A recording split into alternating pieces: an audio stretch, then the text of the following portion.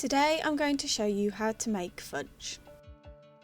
You will need 400 grams of condensed milk, 375 grams of brown sugar, 150 millilitres of milk and 100 grams of butter. Firstly, I have prepared a tray that I can leave my fudge in to set.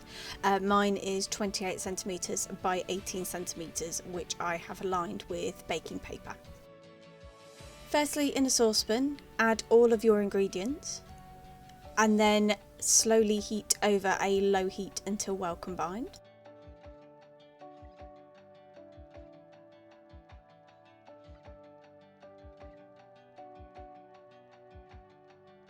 You then want to increase it to a high heat, but continuously stir the mixture. If you leave the mixture to boil in the saucepan without stirring, it will burn at the bottom and you will get black bits all throughout. Continuously stir your mixture until it becomes thick and starts to come away from the sides of the saucepan. Once it is really thick and creamy and it's coming away from the sides of the saucepan, we then want to beat the mixture. So at this point, make sure you take your mixture off the heat.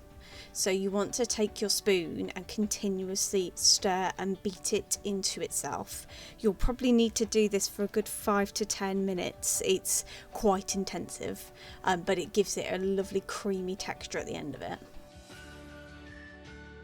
And once your mixture has become lighter in colour and proper creamy after beating it, that's when you'll want to pour it into your pan.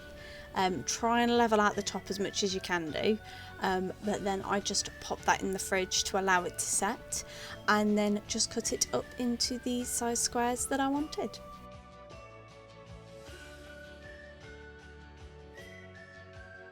And there you have it. That's how you make fudge.